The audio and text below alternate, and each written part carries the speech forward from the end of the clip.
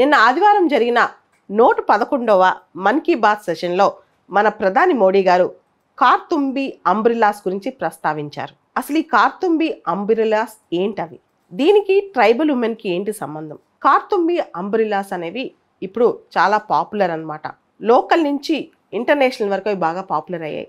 ఆన్లైన్లో కూడా సేల్ అవుతున్నాయి.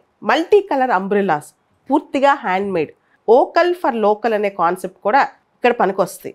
మోడీ గారు ప్రత్యేకంగా కార్తుంబి అంబ్రిల్లాస్ గురించి ఎందుకు చెప్పారు? కేరళలోని పలక్కాడ్ జిల్లాలో అట్టపాడి అనే ప్రాంతం ఉంది. అక్కడ రకరకాల ట్రైబల్ గ్రూప్స్ ఉన్నాయి. ముడుగా, ఇరుల, కురుంబ ఇటువంటి ట్రైబల్ గ్రూప్స్ కొన్ని ఉన్నాయన్నమాట. అక్కడ అట్టపాడి 10 ఏళ్ల క్రితం అక్కడ చాలా దారుణం, ఇన్ఫాంట్ మోర్టాలిటీ, పుట్టిన పిల్లలు పుట్టినట్టే చనిపోతున్నారు. ఇది ప్రాబ్లం అన్నమాట. దానికి ప్రధానమైన సమస్య ఏంటంటే మదర్ న్యూట్రిషన్ సరిగ్గా తీసుకోకపోవటం, మదర్కి ఇన్కమ్ లేక, ఫ్యామిలీకి ఇన్కమ్ లేక వాళ్ళు పౌష్టికాహారం తీసుకోకపోవడం అన్నమాట. సో ఈ ప్రాబ్లంతో ఆ ఏరియా అంతా ఇన్ఫేమస్ అయిపోయింది, అట్టపాడి ఏరియా. కారణం ట్రైబల్ ఉమెన్లో ఎక్కువగా ఇన్ఫాంట్ మోర్టాలిటీ, వాళ్ళు పుట్టిన పిల్లలు చనిపోతున్నారు అనమాట. ఈ సమస్యకు సంబంధించి సొల్యూషన్ ఎలా అని చెప్పి ఆలోచనతో తంబు అని చెప్పి ఒక ట్రైబల్ వెల్ఫేర్ సొసైటీ, దాంతోపాటు అక్కడ ఒక యాక్టివిస్ట్ రాజేంద్ర ప్రసాద్ అని చెప్పి వీళ్ళందరూ కలిసి ఒక ఐడియా తీసుకొచ్చారు.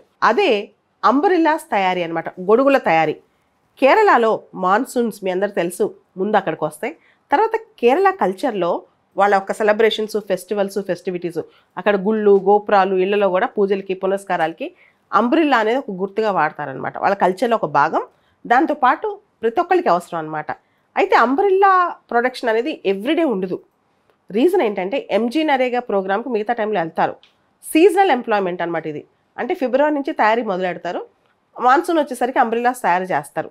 సో ఇలా తయారు చేస్తే దాదాపు 600 నుంచి 800 ఆదాయం వాళ్ళకి మిగులుతుందంట. సో దీనివల్ల వాళ్ళలో పేదరికం తగ్గిపోద్ది, దాంతోపాటు వాళ్ళకి ఆదాయం చాలా వస్తుంది, కుటుంబాన్ని పోషించుకోగలరు, వాళ్ళ పోషణ వాళ్ళు చూసుకోగలరు అని చెప్పి.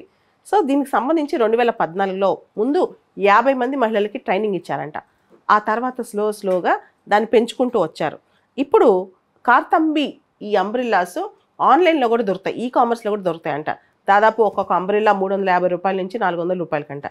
మోడీ గారు నిన్న దీని గురించి ప్రస్తావిస్తూ, వర్షాలు పడుతున్నాయి, ప్రతి ఒక్కళ్ళం వర్షం పడితే ఆనందిస్తాం, అంబ్రిల్లా కోసం ఎత్తుక్కుంటాం.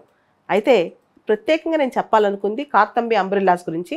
మన ట్రైబల్ సిస్టర్స్ ఆఫ్ కేరళ దీన్ని తయారు చేస్తున్నారని, ఎందుకు తయారు చేస్తున్నారని వాళ్ళ విశిష్టత అనమాట. అయితే కొంతకాలం బాగా నడిచిందంట ఈ కార్తంబి అంబ్రిల్లా బిజినెస్.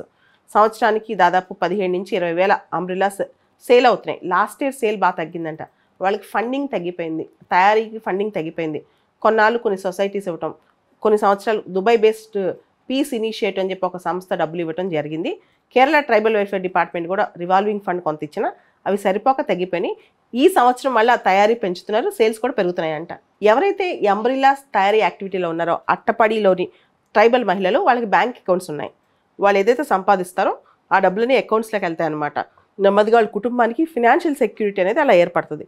దాని గురించి మోడీ గారు నిన్న ప్రస్తావించారు. చిన్న చిన్న పనులతో, చిన్న చిన్న మార్పులతో పేదరికాన్ని ఎలా నిర్మూలించవచ్చు అనే దాని మీద, ముఖ్యంగా ఉమెన్ ఎంపవర్మెంట్ ఎలా తీసుకురావచ్చు అనే దాని మీద ఈ కేస్ స్టడీ మనం రాసుకోవచ్చు. ఇటువంటి ఉదాహరణే దాదాపు 30 సంవత్సరాల క్రితం జరిగింది. బంగ్లాదేశ్లో మొహమ్మద్ యూనిస్ అని, ఆయనకి నోబెల్ పీస్ ప్రైజ్ కూడా వచ్చిందనమాట.